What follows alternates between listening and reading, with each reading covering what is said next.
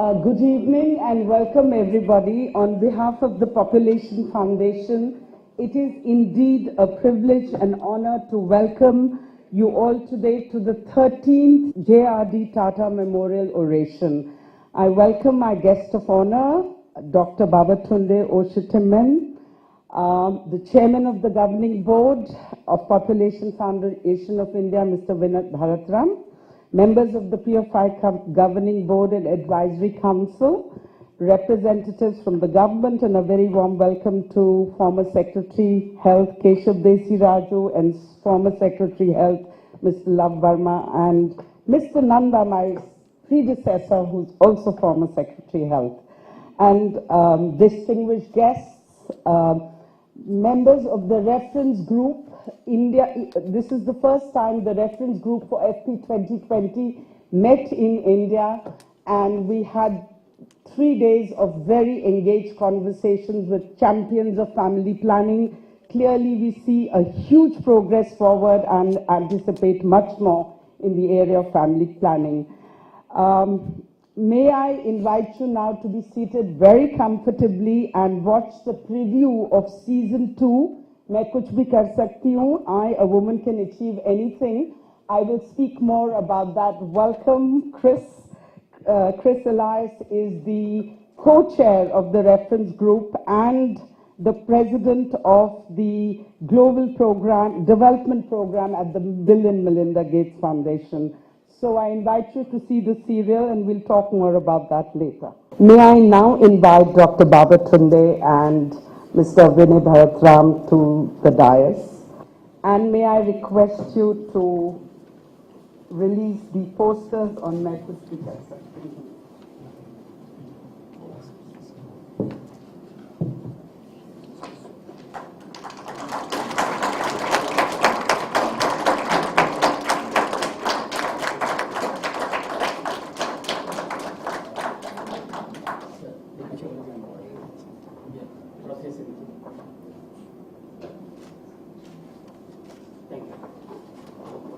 So when Population Foundation of India started working on the series last year, we had many expectations, we had aspirations, but let me tell you very honestly, we were very nervous. Why were we nervous? We didn't know that men and women will accept and appreciate what we are trying to do for health, rights of women. The reply we got was that 58 million people across the country watched the serial. 6,250,000 people called us. These are viewers who called us. The interactive voice response system, IVRS on that, which is data, and the data highlights that men and women like the serial equally. 48% men watch the serial and 52% women. Women are always ahead, what to do. House listing from an independent evaluation showed that 42% of households with TV have watched the serial in Bihar and Madhya Pradesh despite having penetration of DTH and cable networks. The multimedia initiative includes TV, radio, social media, IVRS, and outreach communication through NGO partners. The program aims to enhance knowledge, change behavior, and transform social norms and gender rights in young people.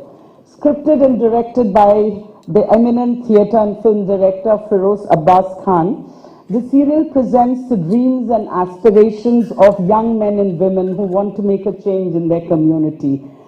The focus of Season 2 is much more on young men and women. मैं कुछ भी कर सकती हूँ challenges deep-rooted social norms like child marriage, early pregnancy, and gender-based violence. Season 2 began on April 4th on the serial and on the television Doordarshan, that we are launching it today in Delhi to celebrate with all of you.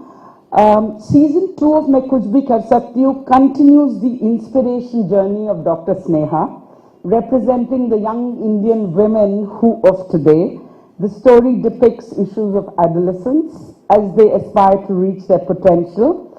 It shows that change For change to take place in society, a group of girls come together to form a football team.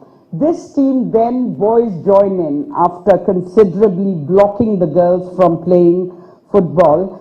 And the team together, we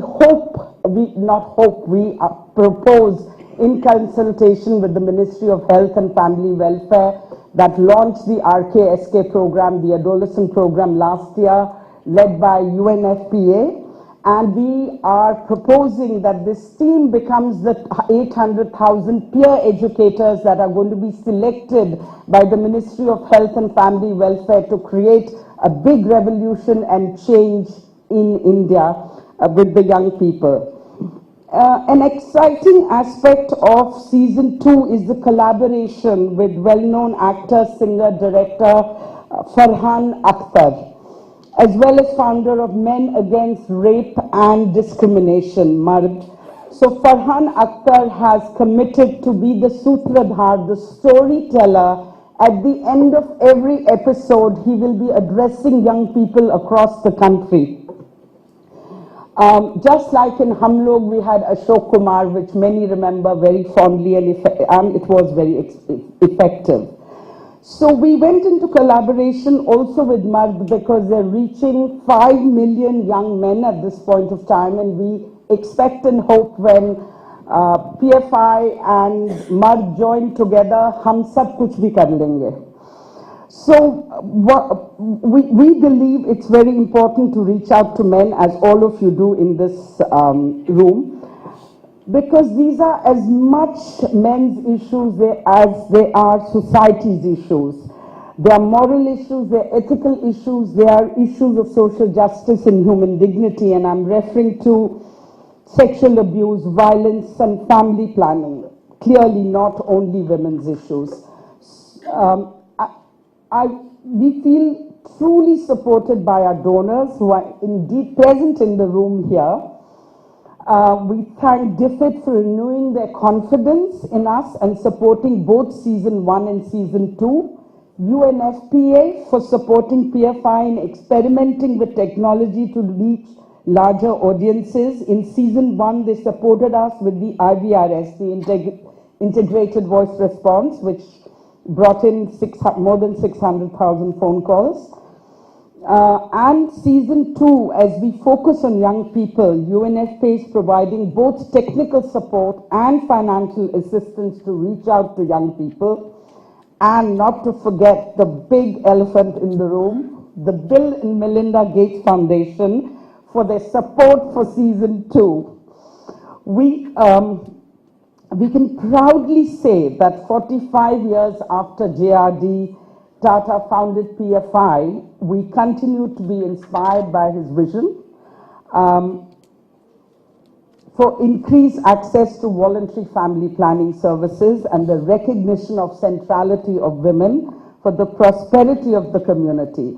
I would like to share a quote from JRD Tata when he got the UN Population Award in 1992.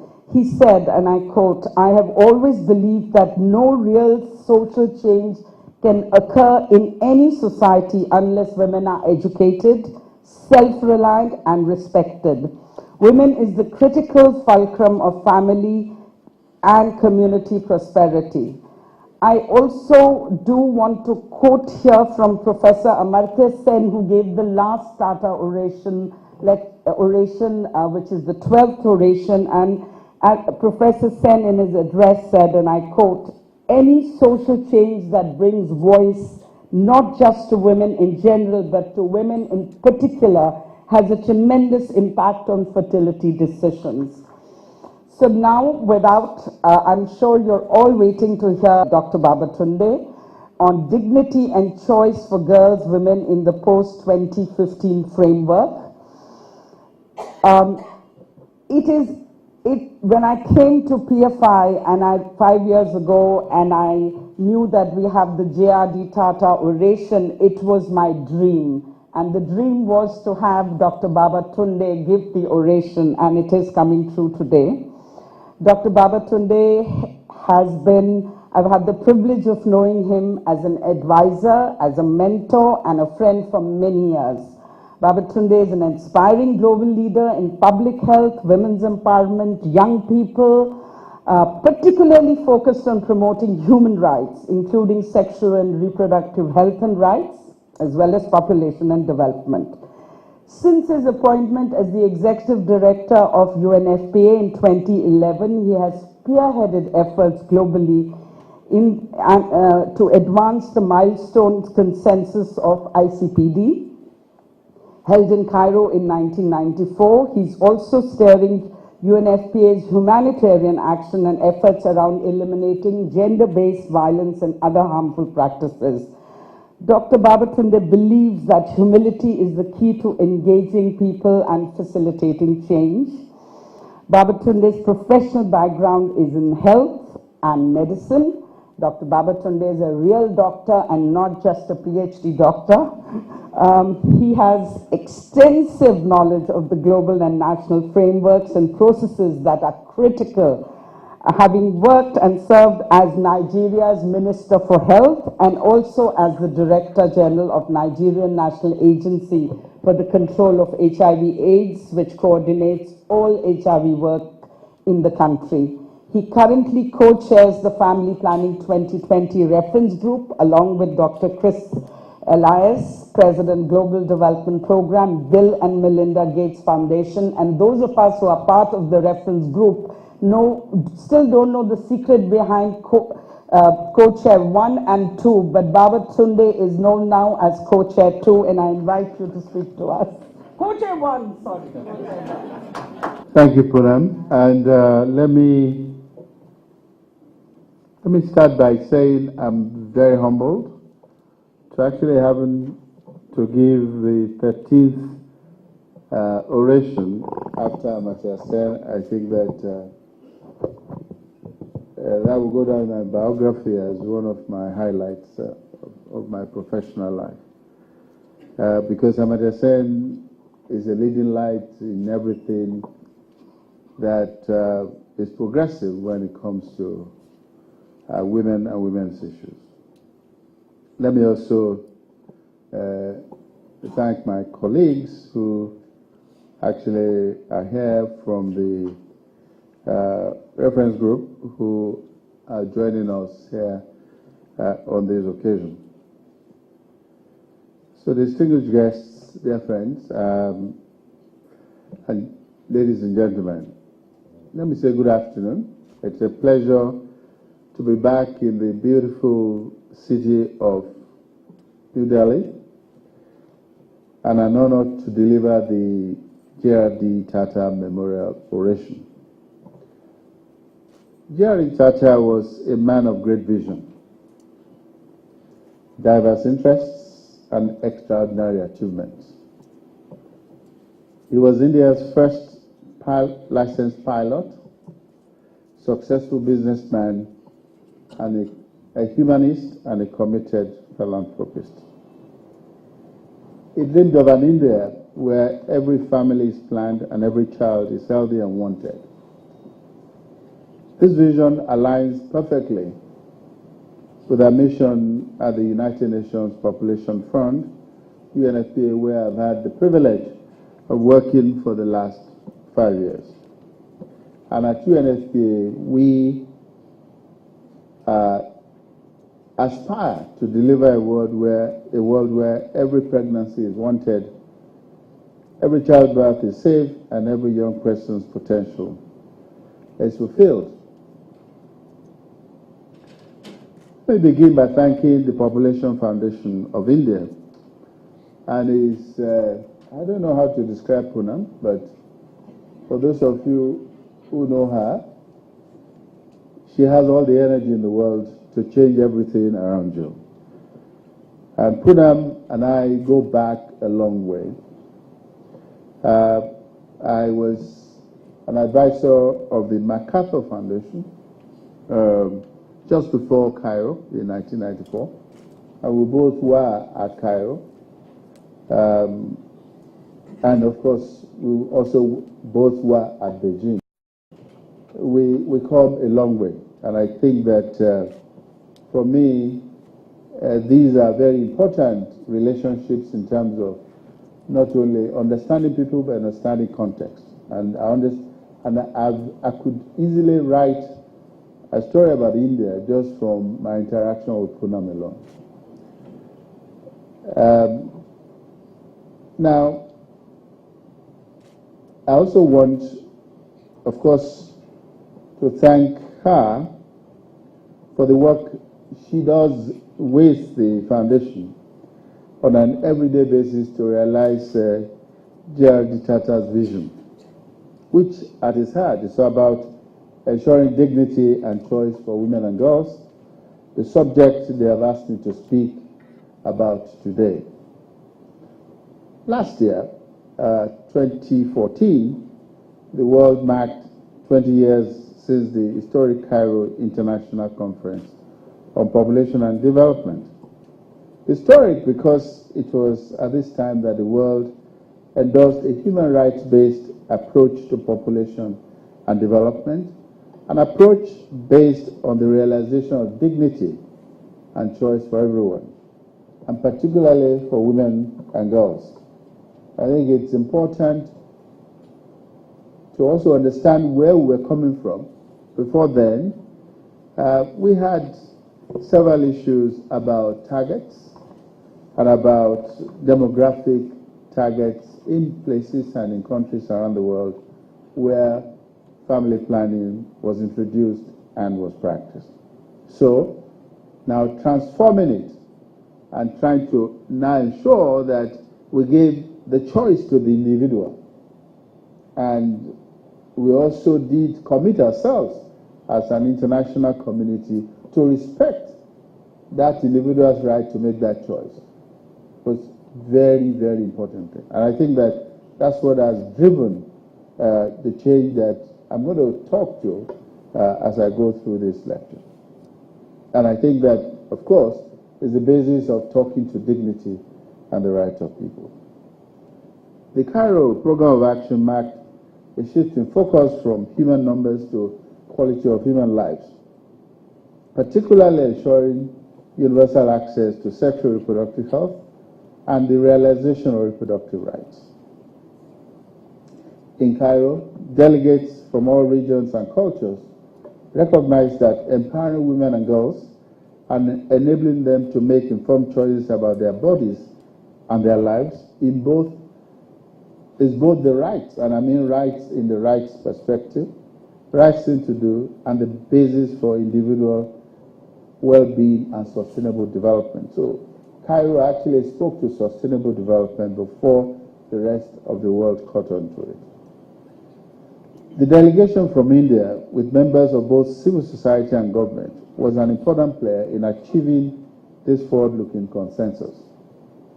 A year later in Beijing, world leaders reaffirmed that women's rights are human rights and committed themselves to developing the fullest potential of girls and women and ensuring that their full and equal participation in decision-making and in the development process. The 20-year reviews of both Cairo and Beijing agendas show that we have made considerable progress over the last 2 decades. They also show that we still have a long way to go to ensure dignity and choice for all, to achieve gender equality, and to realize Mr. Tata's dream and the vision that all of us, civil society, governments,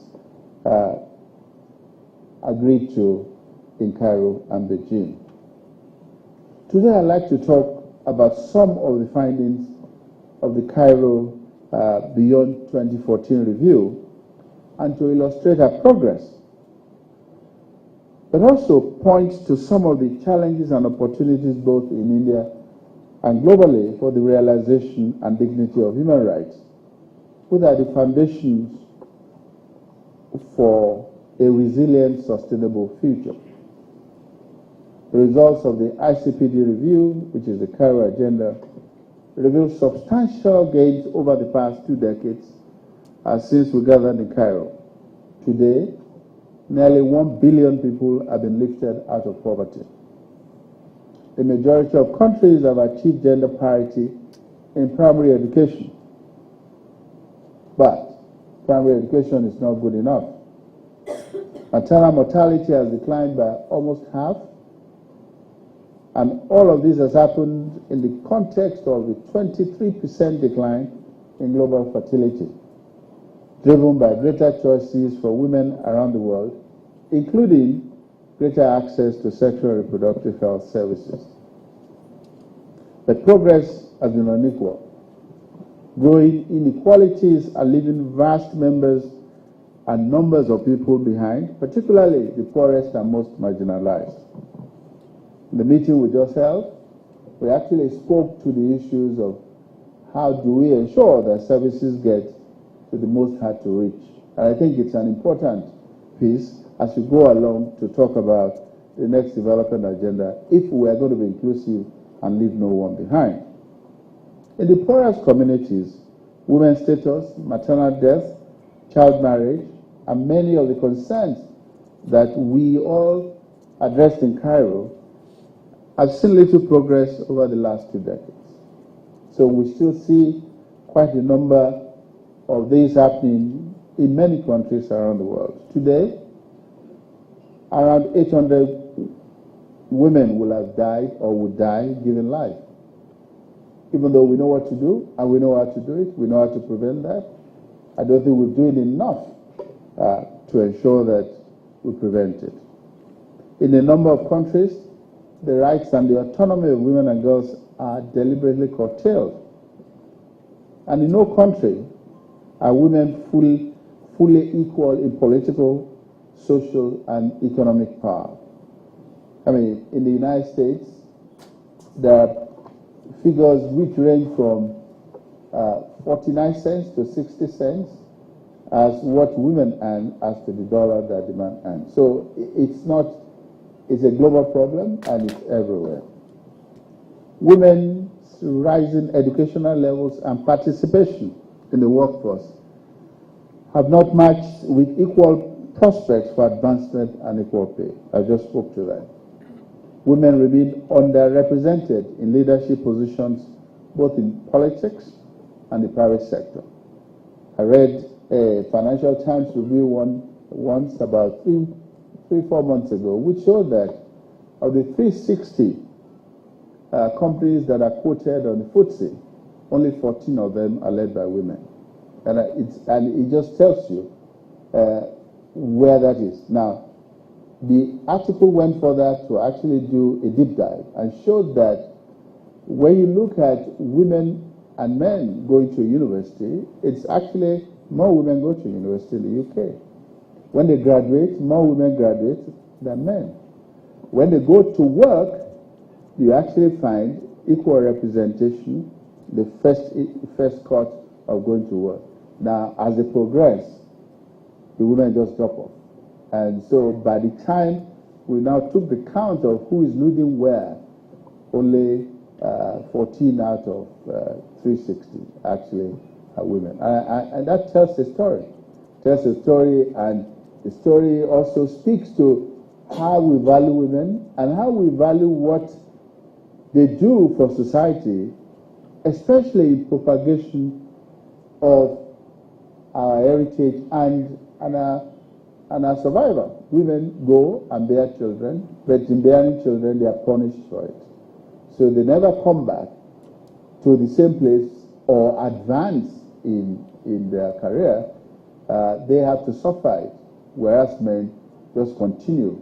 So I think we have to reverse roles and make the men pregnant the next time around. Everywhere, violence against women and girls continue to take a devastating toll. Marriage under the age of 18 is illegal in 158 countries, yet 1 in 3 girls in developing countries is married before the age of 18. And marriage too early, as you know, leads to pregnancy too soon, effectively closing the door to education and other opportunities for a better life. Other problems have arisen, such as dramatic decline in sex ratios at birth in several countries. And countries in the East, South, and Central Asia and Eastern Europe. India also has that issue. which we need to address. And fertility decline cannot be at the cost of our daughters. We have to ensure representation, and we have to allow nature to do its work. Adolescent girls are particularly at risk in poorest communities. Most girls are finishing primary school, but they are facing challenges in accessing and completing secondary education. I actually went to an African country the other day where when you look at the attendance at primary school, there is parity between boys and girls. But when you take the toll and you look at going forward, only 3% of the girls who finish primary school go to secondary education. And that in itself, I think it's a violation of their rights to start with. But what happens to them is what, in fact, is more important. They then get married off, and they disappear from the statistics. We don't know what happens to those girls. Many of them actually die trying to give life. Many of them are abused, and we don't have a hold on what happens to girls in those kinds of societies. So, supporting their aspirations and the aspiration of all young people is key to sustainable development, and we have to ensure that we all commit to this. We need to ensure that the most marginalized women and adolescent girls are afforded choices that enable them to lead dignified life, productive lives, not the least the choice to plan the number, timing and spacing of the children, which I believe is a basic right of each individual.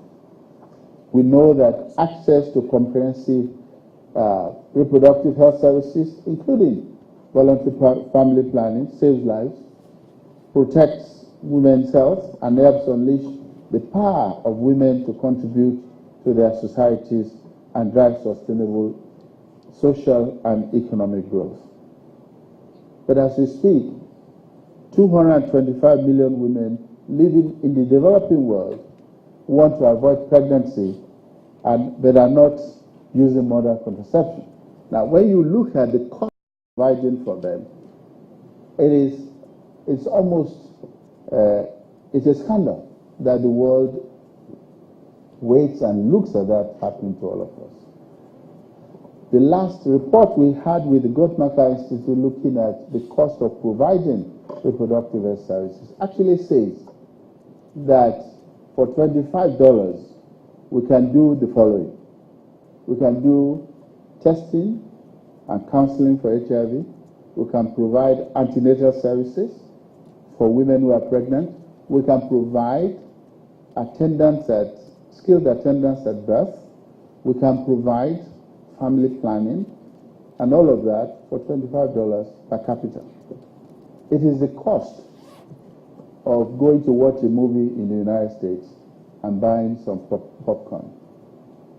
I think that it is scandalous that the world looks away from that and does not make that investment, because what we need in order to scale up to ensure that we can do it is actually about $39 billion US, which is so much less than what we spend on other things, which I will not even go into here. So we have to respect the status of women. We have to do something to provide them dignity. Now, the number of women who are looking for family planning or are not getting it is equivalent to the entire population of Brazil, and over 13% of married women in India have an unmet need for contraception. So, we need more progress in order to go forward. India has made tremendous progress in reducing maternal mortality. Maternal deaths in India fell 65% between 1990 and 2013, well above the global average of 45% for the same period. But as with the global picture, this positive overall trend masks significant inequalities when one looks at the data by wealth quintile and by geography. So let me look at two critical reproductive health indicators that are closely associated or related to women's dignity and choice. First, let's talk about skilled attendance at birth, and the second, let's talk about contraceptive prevalence. Most obstetric complications can be prevented or managed if women had access to a skilled birth attendant, a doctor, a nurse, a midwife, and in many circumstances, even a community health worker would make that difference if he or she is there. So, and the proportion of deliveries attended by skilled health personnel rose in the developing world from 56% in 1990 to 67% in 2011. India has also seen a steady upward progress. And if we look at skilled attendance by household wealth quintiles, we see tremendous inequality. In the wealthiest quintile, skilled birth attendance was around 85% by 2005. For the poorest quintile, the figure was around 13%. So there is a clear difference between that indicator.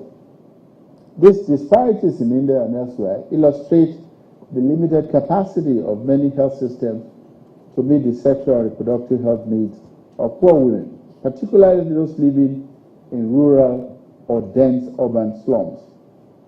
If you look at contraceptive prevalence, we see a similar picture. Globally, contraceptive prevalence amongst women and girls aged between 15 and 49 who are married or in union rose by about 6%. That is, between 1994 and 2012, from 58% to around 64%. India's overall contraceptive prevalence has seen a slow but steady upward trend over the same period.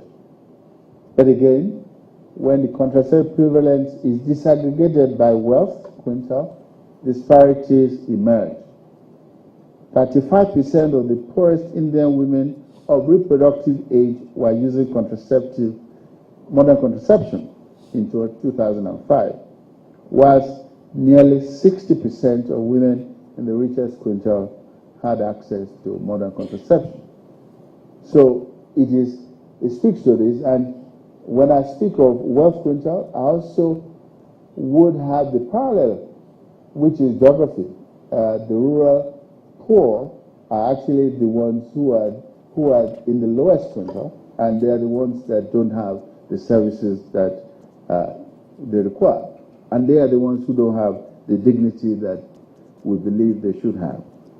In most countries, the distribution of contraceptive prevalence by household wealth quintiles is more equitable than the distribution of skilled birth attendants, with greater outreach to the poor. So it is more likely that a poor person will get contraception because health systems are not required for that.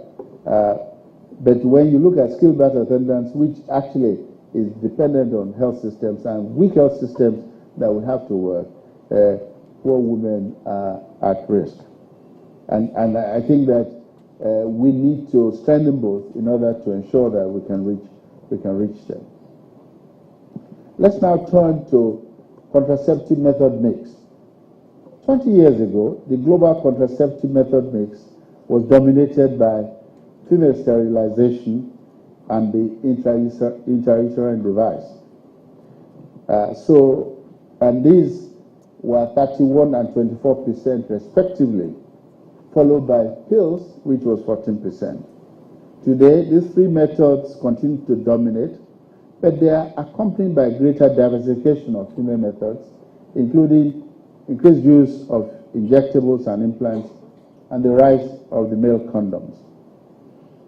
Because clients differ in their method preference and clinical needs for health or other reasons, which may vary over a life course, a range of distinct contraceptive methods is a hallmark of safety and quality in our human rights-based family planning services. So typically, the greater the range of choices, the greater the overall use, and the better the quality of service that we give. Choices means ensuring the quality of service for contraceptive methods. Choice means the ability of fully informed men and women to choose freely from amongst a range of modern contraceptives without incentives, coercion of any kind. Choice means surgical contraception is always administered in safe and sanitary conditions. Female sterilization still accounts for 76% of all contraceptive use in India. Greater efforts to expand contraceptive choice and to ensure quality of service and accountability must be part of the broader efforts to provide rights-based quality health services in India. UNFPA stands ready to assist in partnership with governments and our other stakeholders in bringing about any policy, procedural or legal reforms necessary to ensure quality of service and expand women's choices. We have seen enormous progress since Cairo, as I said. And under the framework of the Millennium Development Goals, things have happened. But as we embark on a new era of putting another set of goals, the Sustainable Development Goals, there's no room for complacency. Human rights, dignity, and choice must remain at the center of our efforts. Sexual and reproductive health and rights are the foundation on which women and girls build a life of choices, empowerment, and equality. And they are the cornerstone of sustainable development. These rights must be protected even in the most difficult circumstances. UNFPA and our development partners face an unprecedented number of complex challenges from the protracted, and I think that I'm putting this there because I think we have to contextualize what is happening around the world today with regards to humanitarian circumstances. From the protracted conflict in Syria to the eruption of conflict in South Sudan, from the Ebola outbreak in West Africa to the epidemic of gender-based violence facing women and girls all over the world. From the brutality of Boko Haram in Nigeria to the viciousness of ISIS in Syria and Iraq, the human rights and dignity of women and girls are increasingly under threat. And we have to work to preserve those rights and preserve their dignity. Women are the backbone of their community's resilience. Time and time again, they sustain their households during difficulties, and they are the ones that actually ensure survival of generations of men and women. Of the women and girls caught in the Syrian crisis, more than 500,000 are pregnant and in desperate need of reproductive health and protection services. When a crisis strikes, skilled birth attendants, emergency obstetric care, and access to family planning services often become scarce or unavailable, and violence against women and girls increase. UNFPA is committed to delivering effectively in a range of emergency settings and to preventing and addressing the impacts of gender-based violence. Our frontline staff and partners provide life-saving maternal health care, family planning, protection, and counseling to ensure the dignity and choice of women and girls are assured even in the most difficult settings. Let me take just one example. In the Zatari camp in Jordan, more than 120,000 women have received reproductive health services from UNFPA. And these are through clinics that we support. UNFPA has assisted 3,000 births in Zatari camp to date, and none has ended in the death of a mother or a child. So it is possible, even in the most difficult circumstances, to avoid maternal mortality and child mortality. And as we continue to strengthen our humanitarian work, because we know that protecting the sexual and reproductive health of women and girls not only protects their human rights and dignity, it also reduces risk and builds countries' resilience. Let me now turn to another priority area that I believe we should all address, and we've been talking about it since we came to India 3 days ago. Young and particularly adolescent girls.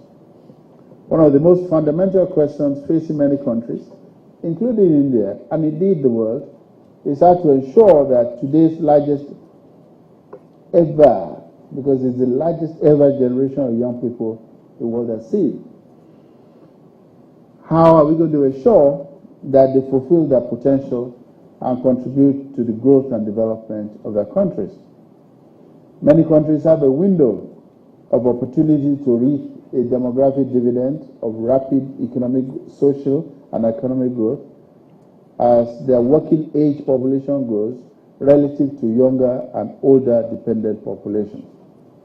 East Asia's investment in the human capital of its young people starting in the 1990s enabled the region to realize its demographic dividend, contributing in many parts to a 6% surge in GDP and quadrupling of per capita incomes in some countries. A demographic dividend is not automatic.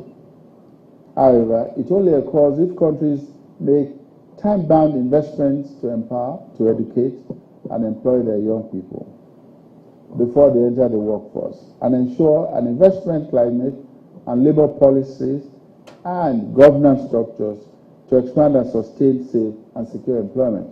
Let me add, because I think it's important there, to say that there's one process in that which is probably the most important. That is access to contraception by young girls. If they don't have it, we would not have a demographic dividend. The window of opportunity is time limited, but is now open to many young economies in Africa and Asia. With the world's largest youth population, the opportunity for India is enormous. I remember that about 2 years ago, the Indian government asked us to help put together an adolescent health strategy. And when I was approached, I was told, you know, we have 330 plus adolescents in India. Now, for me, that was overwhelming because you think about it, that's more than the population of Europe. And so it's a large population, but it's a large population that can make a difference if the investments are put there. If they are not put there, nothing will work. And I believe that it can happen. The cohort of young people currently moving into the 15 to 64 age bracket will increase India's working age population to a staggering 908 million by 2020. And the demographic window is expected to last until 2040. So there's time for investment, but the investment must be now. Investments in young women and adolescent girls are particularly critical as they face more obstacles than young men and boys in building their capacity, their agency, their autonomy, and seizing the opportunities to enjoy their rights. And as I said, being able to make choices in their lives and their access to contraception is critical to make those choices. Right now, in Niger, Republic or Nepal, Mali or Mozambique, Bangladesh or Uttar Pradesh, there's a young girl at a critical turning point. She's 10 years old, with her entire life in front of her. Yet, in a year or two, she might be married and out of school. Another year after that, pregnant, and this could start her on a path that we have seen all too often to early childbearing, ill health, lack of control over her life, or protection from violence, lack of choices, with few prospects of achieving her full potential or developing any capabilities for herself, her family, or her society. So empowering that 10-year-old girl today to delay childbearing, actually to stay in school and stay there until she is 18, prevent adolescent pregnancy, avoid early marriage, and enabling her to to gain the skills that she needs to transition to gainful employment is so vital, and it's vital to the dividend that I just described. So public support for the empowerment of those girls and women is important, and we have to do it quickly. But we have not seen those movements quickly enough. In India, as in most countries, there's more public support for the equal rights of boys and girls to education than to their equal rights to employment. And overall, the proportion of those who support equal rights for girls in India, whether in education or jobs, is lower than in most countries. Data from some of the things we have done at UNFPA of World Value Survey that we collected over a period of 5 years from a random sample of 2,000 adults across 18 states in this country, accounting for 95%, 97% of the population that is sampling, found that 55% of adults in India believe that a university education is as important for boys as for girls. Positive as that is, this value is lower than recorded in 43 of the 47 countries we sampled, meaning that public opinion in India is less convinced of the equal values of education for girls and boys than elsewhere in Asia and in most African countries, and in all the countries of Latin America and Eastern Europe. When asked if jobs are scarce, should men or should a man have greater rights to a job than women, 80% of those sampled in India agreed. That is, there is greater support for gender inequality or equality amongst men than women, and the difference is small. So they support them going to school, but they don't support them getting jobs. And yet women are a crucial part of the workforce in India, representing close to a third of the active labor force. This is lower than in China, which is 82%, and Brazil, 72%, but still significant and crucial to the fiscal security of millions of families in this country. Yet, there are challenges to the dignity and safety of women within the labor force as well. The majority of women work in the informal sector with low wages, limited security, and no benefits, and what we call vulnerable employment. Most are unskilled, reflecting low levels of education, and in 2010, an estimated 65% of working-age women in rural India lack primary education, primary school education. India is, at this point in time, on the cusp of having a large working-age population with fewer dependents, as I've described. And I think that I want to underscore it again, India must make the investments to ensure that they can have the opportunities that this will go. I know that India has outlined a strong commitment to capitalizing on this potential dividend through skills development and partnership across the private sector. These are exciting developments. They hold promise for millions of young workers, but we have to ensure that rights and the dignity of people are protected in every circumstance. Rights and the freedom of women, their dignity and choice, must be part of the formula for India to succeed.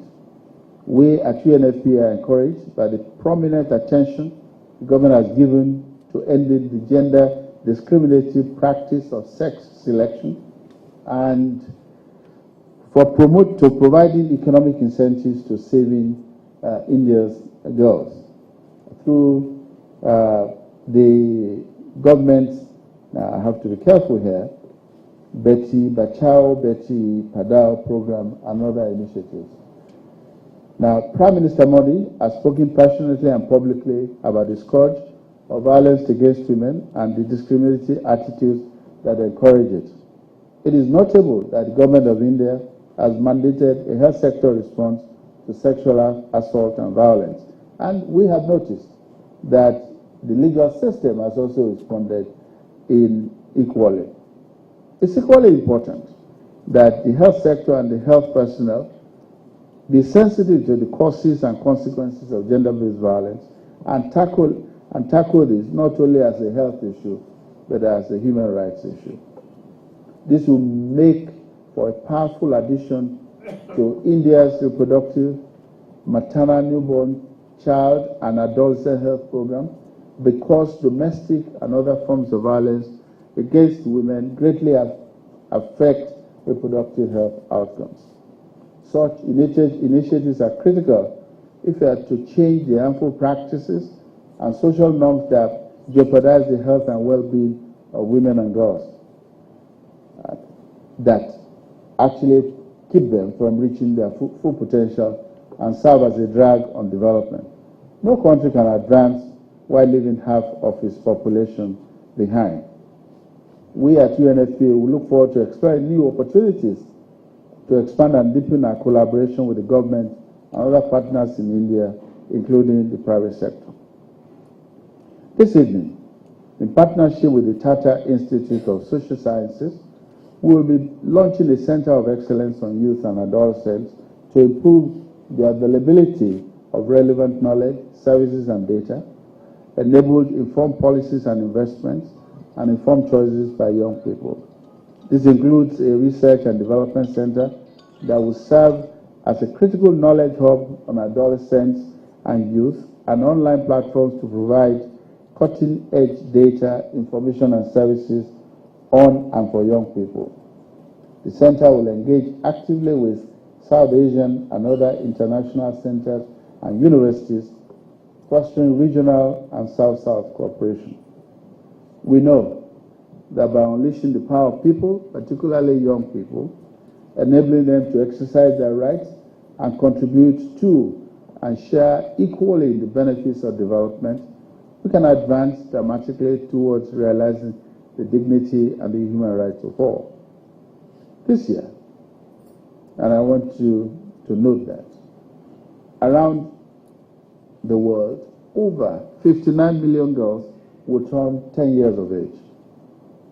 So, as we embark on an ambitious post-2015 development agenda, as a successor to the Millennium Development Goals, we have 59 million chances to do it right, to catalyze the dramatic transformation they and we so desperately need.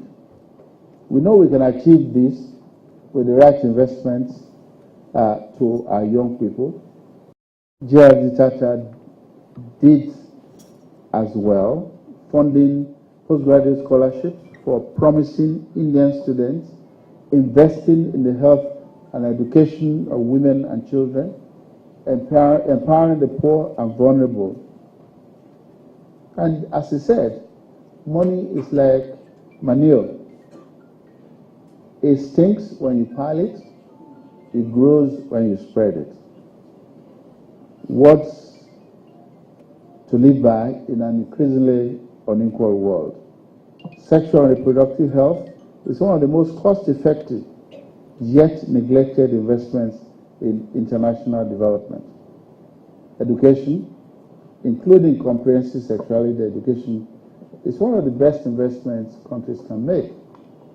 If we enable girls' birth to be welcomed in the same way as our brothers, if we keep girls in school and out of marriage, if we give them access to information and services they need to avoid motherhood in childhood, if we protect them from violence and harmful practices, if we equip them and their brothers equally with skills and opportunities to participate in the workforce and in decision making, they will transform their communities, India, and the world.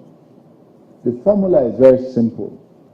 Let us empower, let us educate, let us employ. The time is now. I thank you. Thank you, Babatunde. We learned so much and awakened and got inspired in 1 hour, but knowing you longer and those who work with you know that you don't rest at just doing the policy in India for adolescents, but center of excellence, getting all of us to work, and clearly the progress from ICPD is not enough for you, and we have to reach 330 million young people. Thank you. And you had agreed to answer questions. Mr. Nanda? Thank you very much. You made a very important point and made it very forcefully that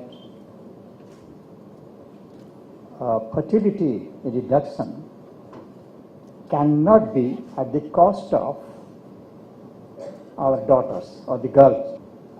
I think that is something which one has to think in terms of the measures that any country takes up to reduce fertility, and particularly when you are giving targets for 2020 family planning. Countries after countries have given targets. Well, target is not a bad word, but the way the targets are implemented, family planning 2020, I hope the group is also deliberating on the way the targets have to be operationalized. You know, this is very important, and particularly the quality, the dignity and choice for girls, for women, and also for girls. I would ask one question in this connection, particularly on the contraception part of it. I was told, I don't know whether it is still UNFPA is part of the project of what you call Sayana Press for the injectable Depo-Provera project, Depo-Provera, which is being sort of going to be tried in a big way in sub-Saharan Africa and is being introduced in Bangladesh. I mean, this is all that I have read. I don't know really, I mean, what is the situation. And perhaps ideas are coming up for the same thing in India. Well, there are studies, as you know, very serious studies, which have shown that, you know, Depo-Provera itself has problems. My question is that the linkage of this Sayana Press method of the injectable Depo-Provera delivery in sub-Saharan Africa is raising the fear of what you call the transmission and acquisition of HIV. This is something which, I mean, gives us a little scare, because we thought injectables are a very good method of choice for women. But there have been that, and one of the reasons why the women's groups in India are often against injectables is precisely for the reason of the women's safety and women's health and the public health concerns. I would like you to please clarify, particularly when UNFPA is a part of a project like this. Thank you. Let me thank you, because you raised like 10 questions. And I think we should take them one by one. First, I want to assure you that Family Planning 2020 has not set any targets. We have a goal, and the goal is to reach 120 million women by 2020. Now, that's not because we set targets in any country. We just looking at, and as I discussed, when we started, we had, 220 million women who wanted modern contraception, and they were not getting it. Today, it is 225, because there's a momentum. So, we selected, based on critical analytics, to do 120 million women. Now, that's over 69 of the poorest countries in the world, where, in point of fact, we were going to guarantee the rights of women to make choices. So there are no targets, and I just want that to be very clear. Now, and I also, you spoke, and I believe that it's important to also talk to that, the issue of male preference. And I believe that India is doing what, the government is doing what it should do in terms of trying to address that. But you know, I want to say, and as a physician, I think it's unfortunate that some of my colleagues are involved in this. And I think it's something that has to stop. There is no, we cannot justify it, and I think we need to stop it. So I want to believe that going forward, that is what would happen. There are countries in the world that actually had it and have stopped it. South Korea was in the same position. Today it has stopped. And South Korea now we don't have the kind of issues of male preference. So that's something we're working with civil society and the government of India to address. Now you talk about Depo-Provera. Now, let me say this. When it comes to what, in point of fact, a government or a country is going to have in terms of the choice of methods, that's something we work with them for. So nobody insists that you have to have this. And as a young physician in Nigeria, there are many women who come to me and say, I actually want something my husband will not know I'm using. And therefore provided us that opportunity to do that. And so if you look at the trajectory of acceptance in Nigeria, in Africa, there are many of them who are using Depo. So in a sense, it is about national systems, it's about what they want, and it's about how they want to go about it. So we don't dictate to anybody to say this, you have to have it. Yes, we were part of a trial to see how we can make it easy for patients or for clients to access Depo, but that in itself is not insisting that this is what you have to use. Now, there is also, and I know about the study, the Lancet study, between Depo-Provera and HIV. But I think we also must put the information out there that contraception that Depo-Provera provides does not prevent HIV. HIV is prevented by using a condom. And so if you are on a pill, or you are taking Depo, or you have an implant, and you have evidence, or you suspect that your partner is HIV positive, he has to use a condom. So I don't think we should conflate it. The contraception it provides is different from the prevention and the barrier that you require for preventing HIV. Go ahead. Thank you very much. Excellent talk, Dr. Babatunde. I want to raise a question which you raised, in fact, diversity of contraceptive technology. Now, this is a very sad situation. Since I was involved, since the Jack Lippi's days, the advances have been pathetic. We have Poonam mentioned luxury of choice. You do not have a luxury of choice. In other areas, we can give you luxury of choices as a pharmacology, but not in contraception. You have the same old, tired, worn-out methods as we used in the 60s. Now, my question is this. The contraceptives will not come from the air. They need research, they need funds, they need capability of a group of scientists we had and who have gone to other areas. You've lost that. If we want new contraceptives, we have to think of a program like the Manhattan Project.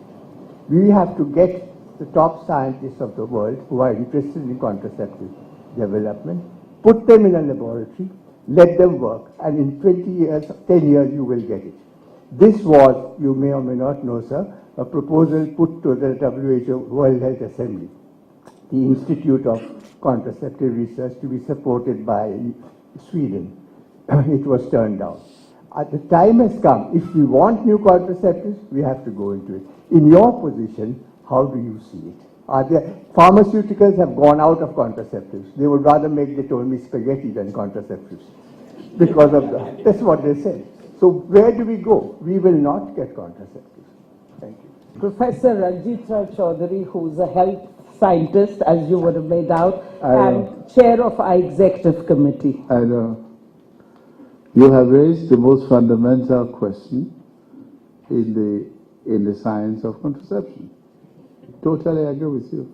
As a young physician, 40 years ago, I was running around the world trying to understand how contraceptives work.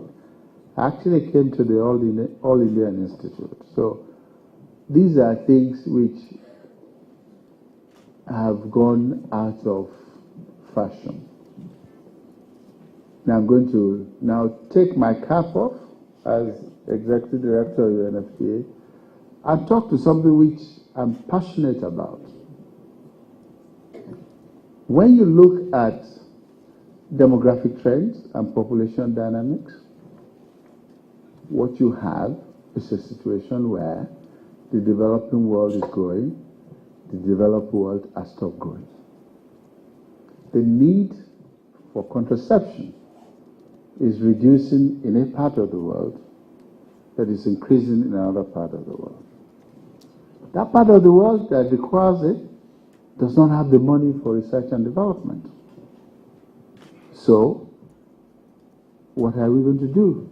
What we have to do is to find ways and means of ensuring that South-South collaboration brings science together, brings thinking together, brings investments together, so that we can advance this. And it is a serious issue, and I believe that that's something we have to do. If you look at what Big Pharma does with money and with investments, how they would rather invest in a new anti-cholesterol or a new cardiovascular or a new diabetic drug than, in fact, in these issues which we're talking about. And I want to extend it to the conversation around tropical diseases. The same thing.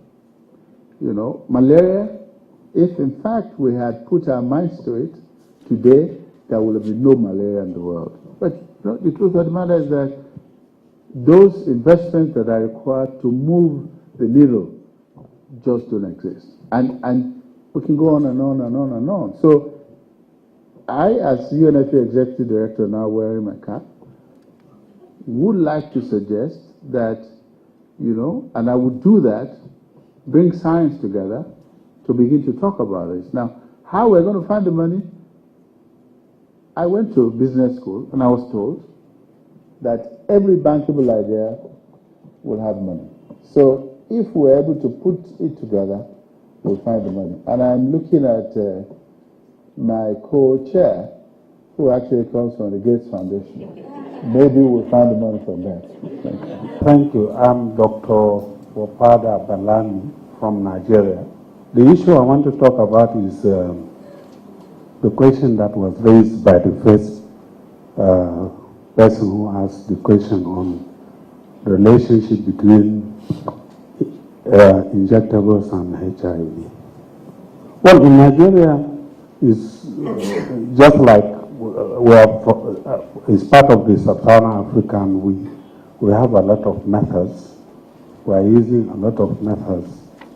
Apart from the barrier method, we are also introducing female condoms. We are also part of the country experimenting the Sinopress. We have been using Depo-Provera for quite long. The issue also I want to clear here is there is no relationship between, direct relationship between injectable and HIV. What I meant is, giving you the injection does not transmit HIV. But the risk behavior you adopt because you are not having a barrier method. So because of any other risk behavior, because you feel free that you are protected only from pregnancy, you adopt a casual risk behavior. That is when you can acquire HIV. And it is not the drug that is giving you the HIV. So for us, we do not have a problem of using other of the injectables. It is also based on free choice of women. And I think that is where both fundamental right and equal right of women to access services comes in. We give our women choice and preference to what she needs. And I think it has helped and improved the acceptance rates in our country. I don't want audience or Indian people to think that, because if you give injectable, you will acquire HIV. No, it is not the case. So thank you very much. Thank you for that clarification. Mr. Love Verma. I am Secretary of the Department of Empowerment of Persons with Disabilities. One observation and one question. The observation is I do believe the Gates Foundation has laid out a significant amount of prize money for the development of a condom. So they are doing something in those lines, research and all that. Probably the gentleman here can shed more light on that. The question is dignity and choice for girls and women in the post-2015 framework. So now the sustainable goals are going to replace the millennium goals. How will you weave this in, especially in measurable terms? Mr. Love Verma is also the former Secretary Health. Now, if I'm able to answer those questions, then I will have solved the problem of sustainable development goals. Today, the member states have decided on 17 goals and 169 targets. Now, the indicators are being worked out, so I couldn't tell you how that is going to play out. But as a constituency and as a very powerful constituency, the Reproductive Health and Rights constituency, we are working together across the globe to ensure that the targets that relate to the work we do, which is about reproductive health and rights and access to reproductive health services, and though we have those two targets within the 169, we defend it with everything we have so that when we do the indicators, we will be able to get that. Now, I think it will also be, that'll probably be too simplistic, because I also want to say that the other targets that are there are so many of them that speak to our ability to do this. So, building a health system, educating the girls, all of those things are there. And I think that we have to collaborate across cross-sector collaboration, not only to look after those things that relate to us directly, but also to ensure that the things that affect the work we do are also effectively looked after. Now, let me end by saying that there is a general acceptance that the Millennium Development Goals are unfinished business, especially those relating to health, and that the unfinished business of the Millennium Development Goals will be reflected in the Sustainable Development Goals. So they're going to be rolled over, and we're going to even be more accountable for what we do there. So, I had a very small question to ask. Is there as big a preference for male children like there is in India in many other countries? very difficult question to answer. I think that we see male preference in many countries, but what we don't see as much is going to the extent of terminating pregnancies that are female. I mean, we don't see that as much. I mean, if you talk, to communities around the world, people will tell you they prefer to have a son, but you know, if they have a daughter, they have a daughter. And in Central Asia, and there are countries in Central Asia that actually do the same thing by terminating female fetuses. And we see that also in South Asia, yes, in China, in some parts of Vietnam, in Armenia, you know, they occur. So we're not, it is not an Indian problem alone. I think it's around the world. But we have a program which we just put together with the Korean KOICA, which is like the development agency of Korea, to try and address this in many of the contexts that we work. It's a social thing, it's a cultural thing, so it will take some time to change. And I think that here in India, we're working, and my colleague is here, we're working with the Indian Medical Association to actually talk to doctors about that. And I think, you know, if we plug it everywhere, we would actually change the time. My name is Chandrasekhar. I work for Marie Stokes. Again, would like to echo others' compliments on an excellent oration. My question was, to me, the biggest barrier and threat to increasing choice and dignity and rights for girls and women, I think, is coming from conservative religious extremists as well as conservative politicians across the globe. You alluded to two groups which are probably the most brutal incarnation of those, but at the same time there are many groups across countries, across religion, who continue to push the same agenda of denying rights and choices to women.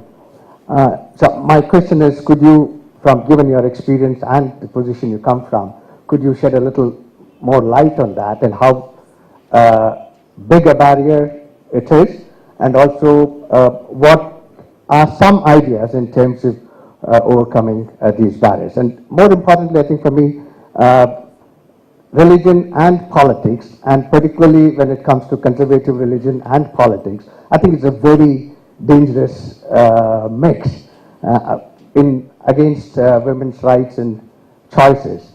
And I think increasingly we are seeing that becoming a potent force across countries and across religions. Religious and politics is a terrible mixed period. It's not even just about, it's not about women's rights, but you know, if you take in the context of women's rights, it's disastrous. But you know, when I speak about this, I speak about it from different perspectives. The first that I say, and I say that because we know it to be true, that when you look at a country like Italy that actually hosts the Vatican, every woman that wants family planning gets it. So in a sense, and they're all Catholics.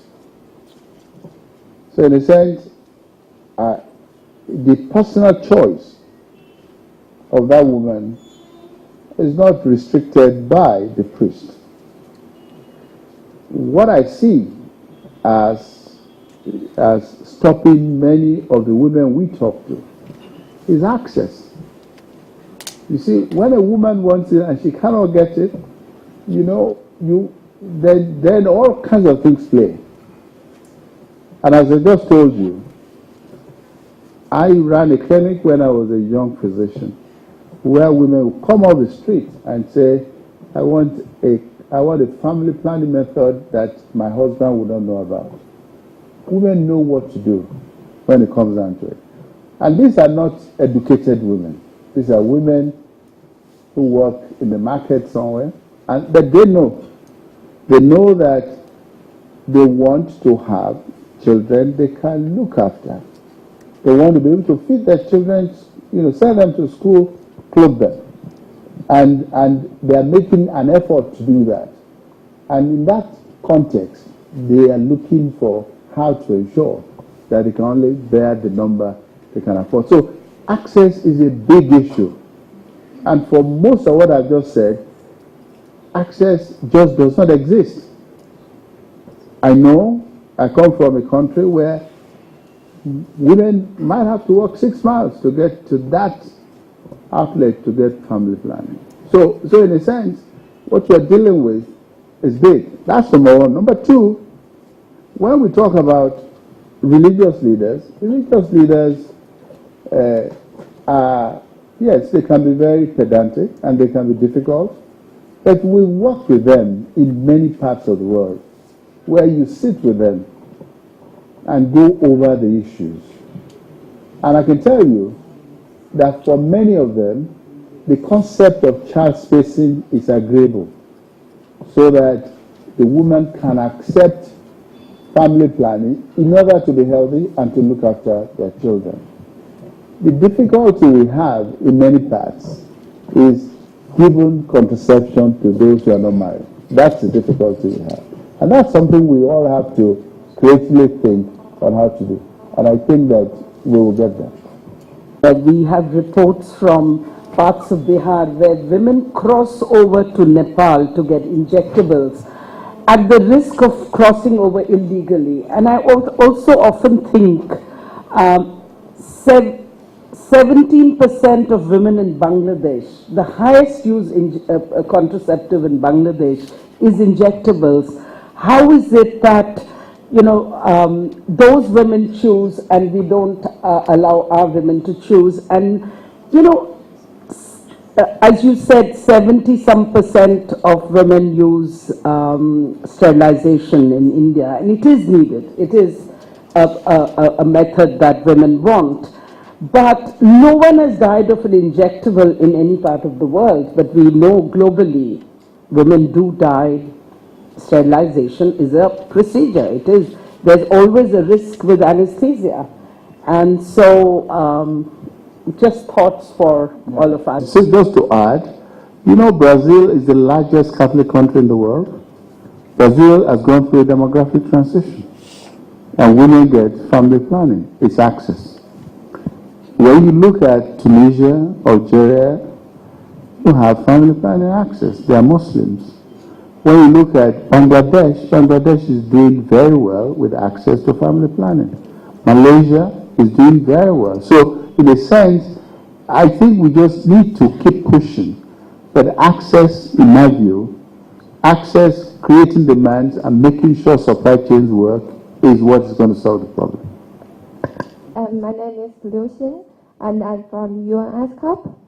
UNSCAP. Yeah. I want to say, I think the marriage culture here, I think it influenced the people. They don't want to give a birth to a girl. Okay. Because when you have a girl, when the girl get married to another boy, like your groom, the girl's family have to pay a lot to the boy's family. And I think the girl's family will think, if I have a girl, this is a burden for me. I want to get rid of her as soon as possible, maybe. And then, if you have a boy, this is you can make money from the boy. But this culture is the opposite from China. If you have a boy, it's very costly. As in China, the boy's family have to buy a flat to the couple, and then they have to pay a lot of money to the girl's family. So exactly, Chinese people, they have a preference to boy, but as the financial condition, sometimes it's not allowed for you to give a birth to boy, because it's very costly. So, and also because the one child policy, if your first kid is a boy, it's a boy, and if a girl is a girl, you couldn't choose. A lot of families, like, they keep giving a birth to. No, they keep giving a birth to the children until they have a boy. But now things change. But I think this culture, like, the girl's family have to pay a lot to boy's family. this is not good. And We agree. Indian probably have to end up this situation. So the family, they don't think the girl is a burden for us. Probably they think this is a fortune for us because the boys' family have to pay us. Thank you. Are you from China? Yeah, I'm Chinese. From China.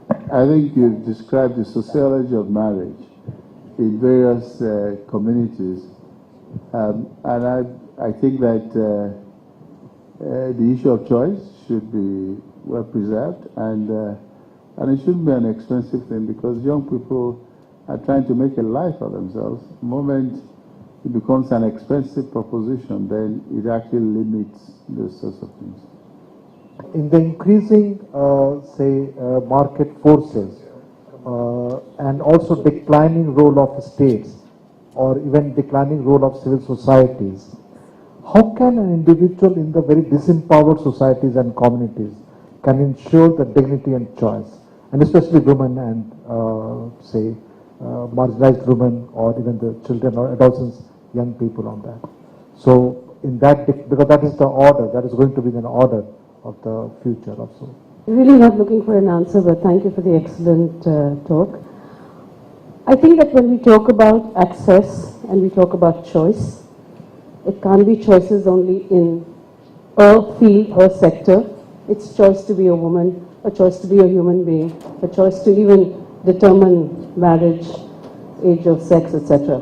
So to me, locating choice in only contraception takes away the political process and dignity of the person and the access to the real knowledge and information that would affect her life.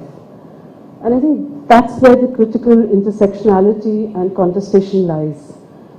While we may have arguments for injectables, my organization was one of those that did the initial PILs. There's a lot of data that is not yet available, that's not available to the women, the basis of which she can make that choice. And I think everything is accompanied with a very deep educational process of how that choice gets made and how that transaction takes place and how the services are met. And India is still amongst those countries where the implementation of services is so far behind that privileging choice over services is another great concern. And my second comment is that the political declaration of Beijing +20 did not refer to reproductive and sexual rights, and the reverses that are taking place and the kind of work we have to do within our countries, especially ours, is enormous. And so what could be some of the collaborative strategies, not just using the Beti Bachao and Beti Padhao, but what about Make in India? How does the UN look at it?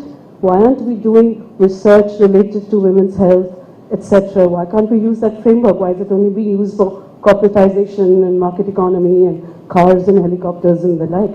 How does the UN look at some of these policy frameworks that seem to be emerging within our new market economy? Thank you. My name is Surbi and I'm from Korea. My question kind of follows up to what Ms. Sunita just said. I wanted to ask you, how do you view access to comprehensive abortion care within the continuum of sexual and reproductive health and rights? Especially when we talk about dignity and choice for women, and how do we talk about reproductive justice as also one of the key themes, given the high morbidity due to unsafe abortions, especially in India and South Asia? Thank you. My name is Ashok Kumar. I am from One World South Asia. It's a developer news portal. Dr. Babatunde, my question is, all efforts to put an end to the menace of female feticide in the country have been wasted, and all progressive looking things, the so-called progressive looking things like education, science and technology are adding fuel to the fire. Instead of helping India in like putting an end to female feticide, they are in fact helping it spread in newer areas. Like if the poor have stopped, killing their like unborn babies, the menace is like spreading to the Indian diaspora outside the country and in many other educated and many other communities which are like technically and scientifically well equipped.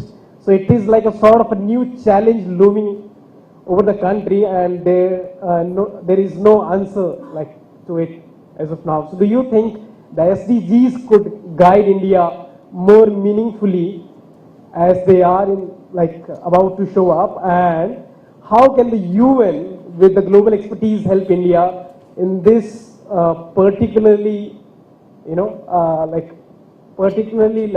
India-centric problem which is having no answer? Thank you. 3 questions, 1 comment. Okay. Let me start by, I think the first was about making choices and market-driven forces to make choices.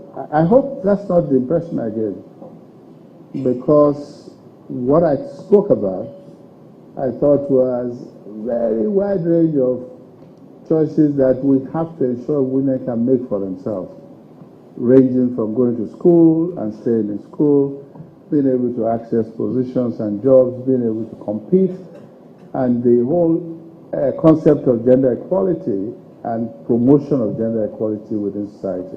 So I want us to be very clear. It is not about contraception, and contraception alone in terms of choice. I think it's about everything. But one thing we have to understand, and I say that with all this sense of responsibility I have, the ability of a woman to control her fertility is fundamental to our human rights. Now, how she does it is something which we owe to her as society. And the technologies we have to expose her to it, educate her to such a way that she can make that choice freely and without coercion. I think it's important to say that it's not about trying to use market forces for anything. It's about ensuring that that individual has autonomy and agency to decide what she wants for herself. And I want very clear. Now, there was the question about political declaration and CSW. I think we have to also be very careful. See, the world is going through several changes. And I can tell you that the politics of sexuality and sex is one which is the most toxic that I've seen. Men in the world want to tell women what to do with their bodies. Women must resist it. And that's where we stand. And so when you see what is happening, say with CSW or CPD, it is the conservative forces in the world that gather to say that this is what must happen. Now, because the UN system and the UN processes are by consensus, it is sometimes difficult to get everybody to agree. If one country out of the 190 something say no, you don't have it. That's what it is. So, the last CPD, we almost got there when some countries wanted to vote. And I wish they had voted, because they would have lost. So, what we need to understand, and I want us to also be encouraged, the progress we have made will continue to be made. Today, the agenda we talk about, the dignity, the rights of people, of men, of women, and adolescent girls, has made great progress. We are not where we were 20 years ago. I think we have to understand that.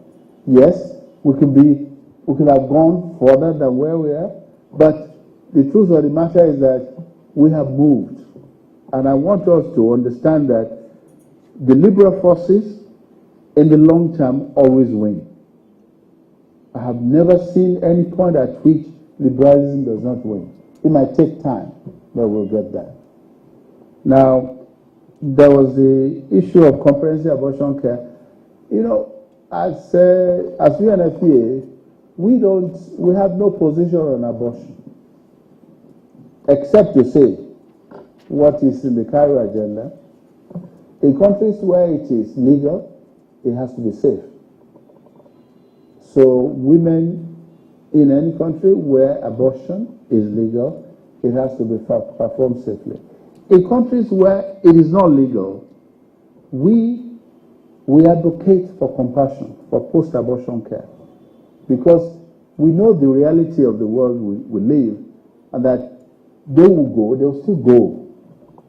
Girls and the women will still go and have abortions, and sometimes it will go to back streets to have them, and they will fall into trouble. So in those circumstances, we have to provide the services, and I think that's where we stand. Now, I'll tell you, I won't name the country. I know a country somewhere in the world where abortion is actually legal and is provided in public institutions.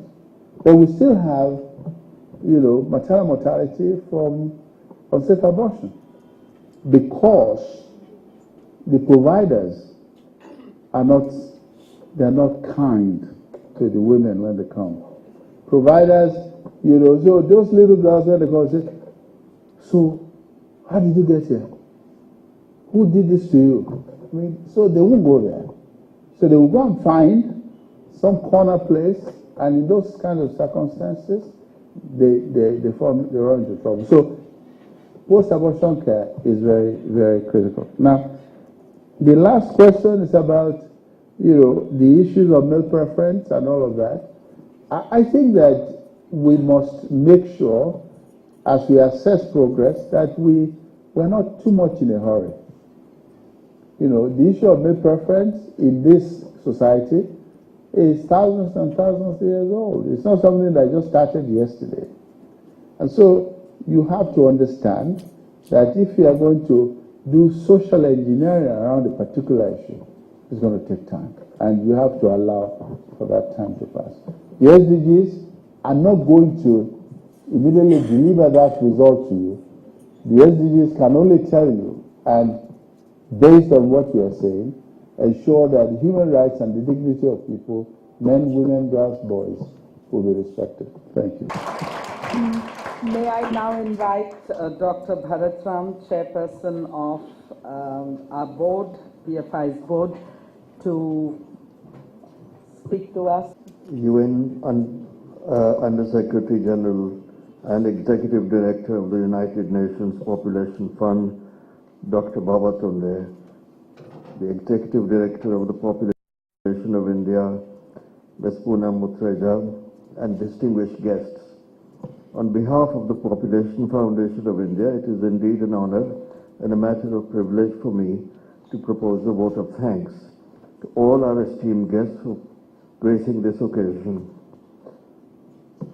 Dr. Babatunde, with his passion and commitment for right-based approach in family planning, has, through his lecture, from which I learned a lot personally, on the dignity and choice for girls and women post-2015, has succeeded in enthusing us and committing ourselves to the rights of women. Thank you, Dr. Babatunde, for your inspiring lecture and for taking questions which have further clarified many doubts in the minds of our audience. I would also like to thank our distinguished gathering here for their active participation and dedication to the cause. I thank all the representatives from the Government of India, non-government organizations, the media, the development partners, bilateral agencies, foundations, and UN agencies. Thank you all for partnering with us and coming today. And all the enthusiastic women assembled here.